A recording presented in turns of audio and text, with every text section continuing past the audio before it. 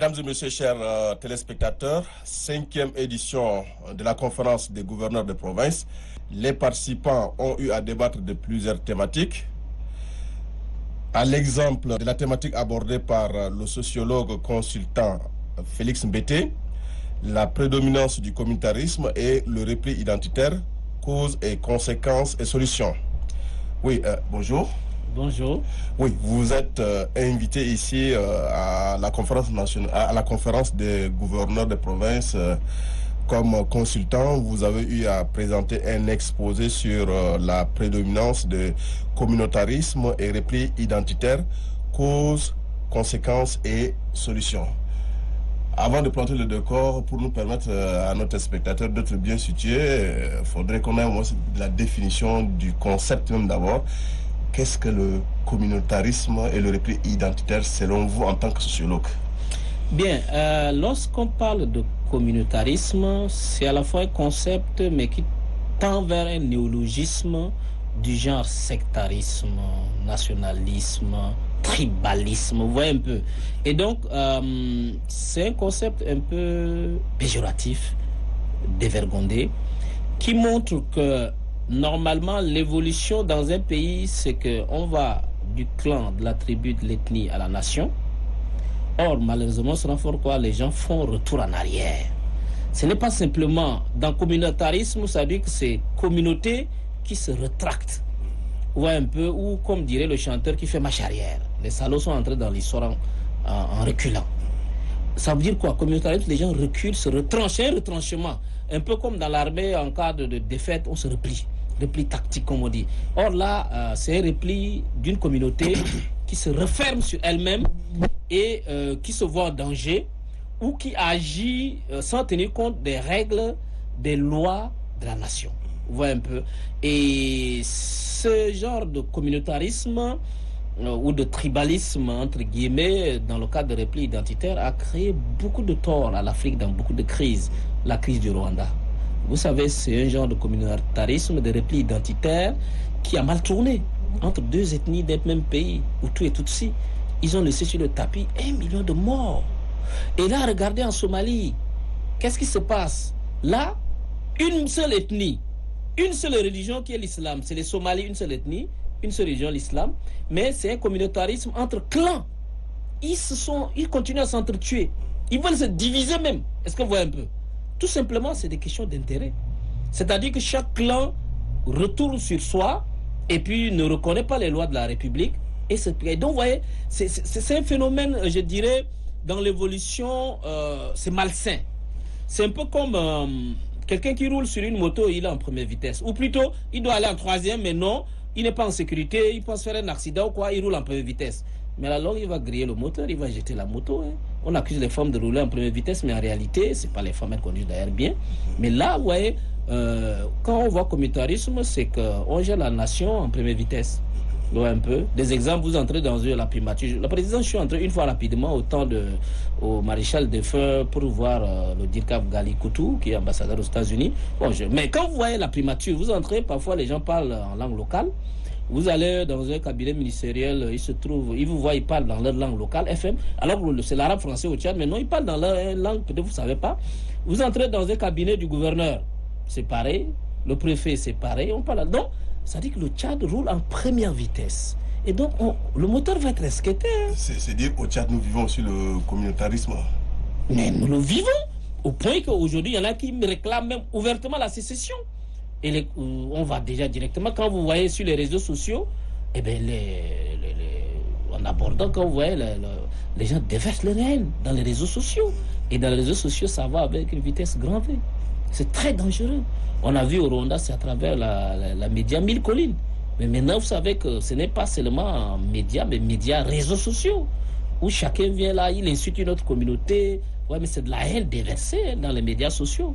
Récemment, mon ami Francis Beninga a fait un livre sur la cybercriminalité. Mais vous savez, c'est pénal ce que certains font. Ouais, quand on incite les gens à s'entre-déchirer, mais j'ai dit c'est la conséquence plutôt du communautarisme. Mais aussi pendant l'atelier, ou plutôt la conférence avec les gouverneurs, nous avons vu les facteurs et puis les causes. Les causes, c'est la mauvaise gouvernance, l'injustice, la discrimination. Ouais, un peu. Les gens, lorsqu'il s'agit de travail, on a l'impression qu'on donne le travail à une famille, à un clan. Est-ce que vous voyez un peu, à une région? Et donc, les autres, voilà, on a l'impression que ce risque-là perdure. Et donc, les causes, c'est vraiment la mauvaise gouvernance, l'injustice, où on pense que son ethnie est supérieure à d'autres, son clan. Et vous savez, le phénomène en cascade, au niveau national, les gens privilégient leur province. Vous venez dans les provinces, ils privilégient leur département. Vous venez dans le département, ils privilégient leur sous-préfecture. Vous arrivez au niveau de sous-préfecture, ils privilégient leur canton. Au niveau cantonal, ils viennent au village. Et même là, dans le village, ils se retrouvent encore dans des liages.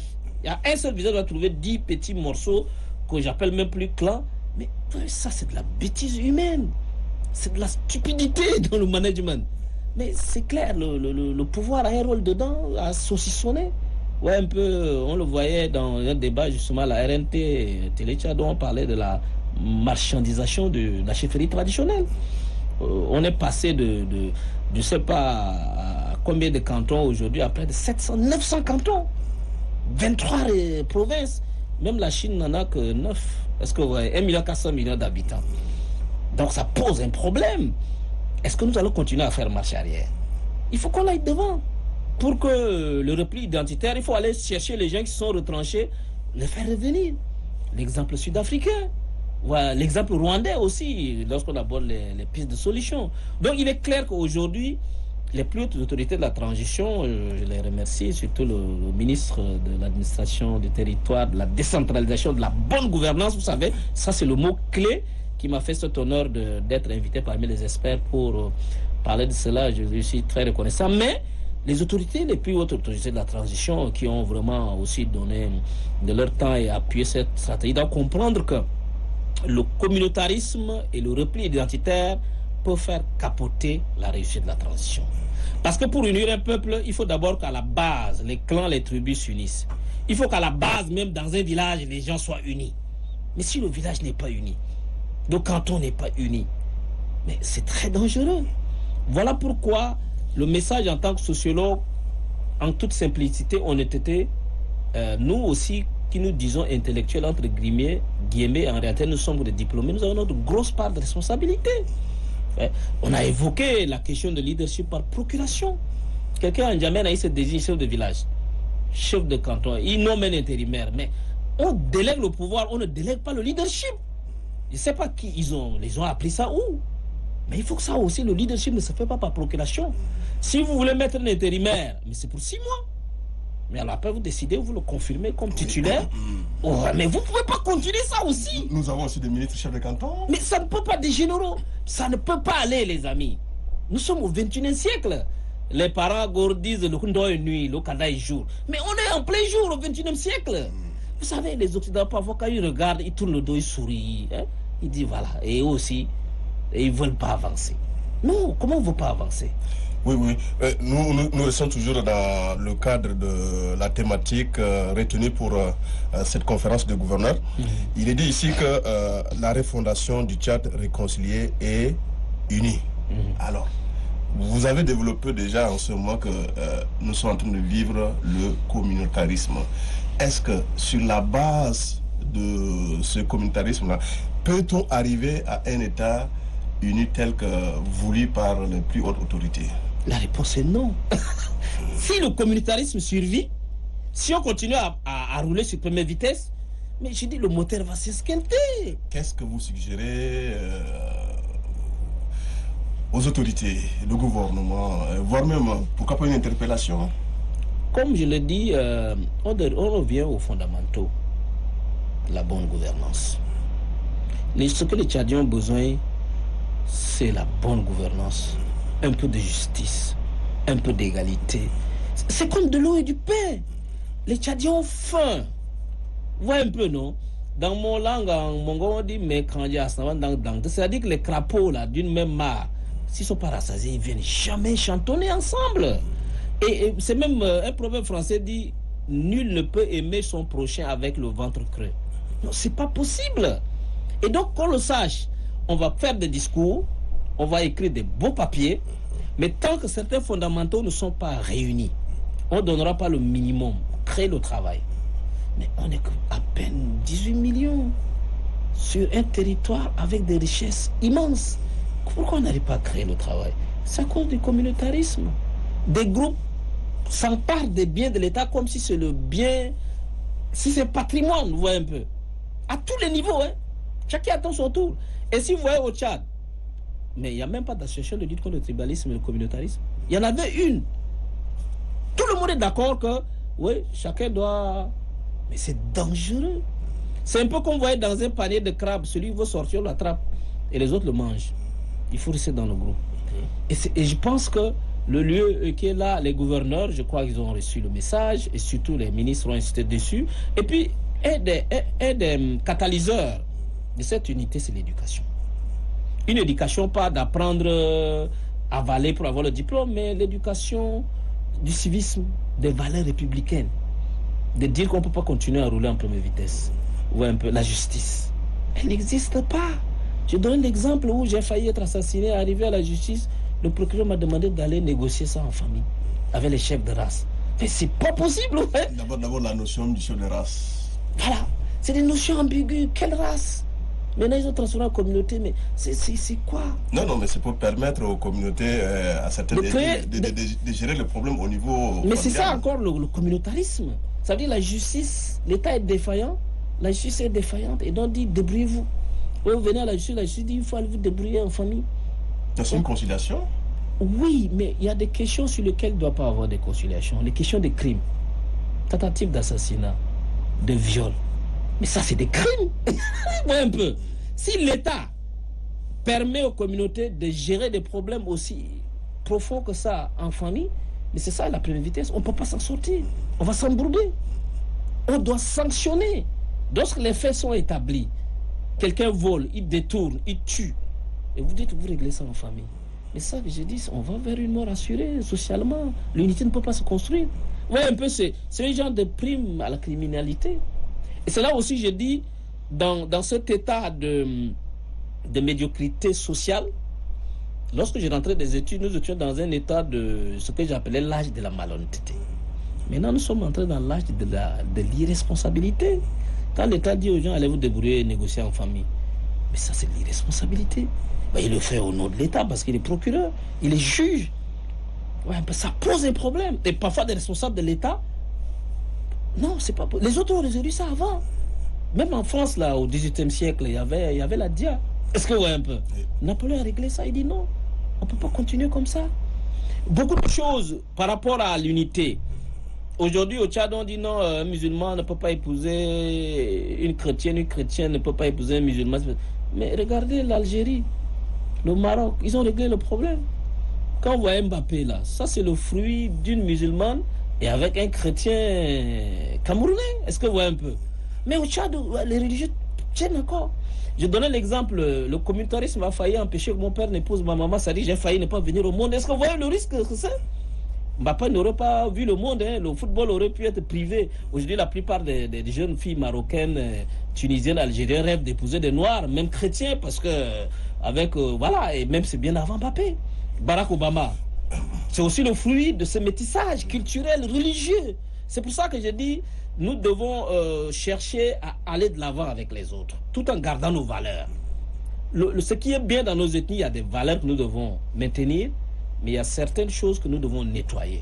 Parce que sinon, mais le train va nous abandonner dans la brousse. Oui, peut-être une dernière question, consultant BT Félix. Quel est donc le message que vous voulez léguer à ces gouverneurs-là, de telle sorte qu'ils mènent une lutte farouche contre ces fléaux qui est en train de gangréner le développement socio-économique du Tchad, l'unité surtout, de vivre ensemble? Oui, c'est un premier message, c'est celui de la bonne gouvernance, dont le ministère même on a donné le nom. Maintenant, la première des choses, il faut privatiser l'ethnie. Il ne faut pas qu'on a dans un cabinet du gouverneur retrouve ses parents qui parlent en langue. Déjà ça, c'est sûr que c'est foiré. Et ouais, ça aura toutes des répercussions, y compris sur le conflit éleveur et agriculteur. Dès lors que le gouverneur a des parents qui sont éleveurs, des proches qui sont éleveurs, mais ils bénéficient de l'impunité, est-ce que vous voyez un peu? Et là, il a les mains liées. On appelle ça des conflits d'intérêts. Ouais, en termes purement de gestion de management, ouais, lorsque dans une région, le gouverneur a des intérêts, des membres de sa famille autour de lui, comme un député l'a dit au dialogue national, Ça fait des conflits d'intérêts qui ne lui permettent pas d'avoir les mains libres à agir, que ce soit dans les conflits éleveurs agriculteurs, dans la gestion de trucs. Il est piégé, est-ce que vous voyez un peu? Et puis aussi des risques que certaines autorités traditionnelles empêchent au gouverneur de travailler. Sur beaucoup de choses, comme j'ai expliqué, dans le cadre de l'éducation, le ministre Moussa Kadam l'a dit, de l'éducation, où dans beaucoup de régions, l'éducation ne marche pas. L'éducation est aux arrêts. Vous avez dans une classe avec 100 élèves, un enseignant, vous avez 200 petits yeux là, mais vous êtes traumatisé en tant qu'enseignant. Et puis l'enseignant aussi qui n'a pas de niveau. Et là même parfois, changer des enseignants qui ont les capacités, les communautés locales, les chefs traditionnels parfois refusent, parce que c'est leur enfant. Vous voyez un peu le communautarisme. Et je crois que c'est tout ça, mais ça se résume l'exemple rwandais. Les gouverneurs, et je crois que le ministre Doumbouya l'a dit, ils doivent gérer leur province comme des coordonnateurs de projets, des projets de développement. C'est ça, c'est ça. Et je crois que là, ça résout tout. Et nous autres, ça c'est notre spécialité. 20 ans dedans, qu'est-ce qu'il y a? C'est de gérer un peu comme Kagame gère le Rwanda. Ouais, un peu avec efficacité. La gestion axée sur le résultat. Et il y a un système traditionnel rwandais. Oui, nous sommes presque à la fin. On nous voilà, qui s'appelle le Imigo. Oui, oui. C'est qu'au niveau d'une province, il faut dire aux gens qu'il faut mettre en place des élus locaux qui tiennent à leur engagement. S'ils ne le font pas, on les humilie en public. Et vous allez voir beaucoup de choses vont être résolues. D'accord. Voilà.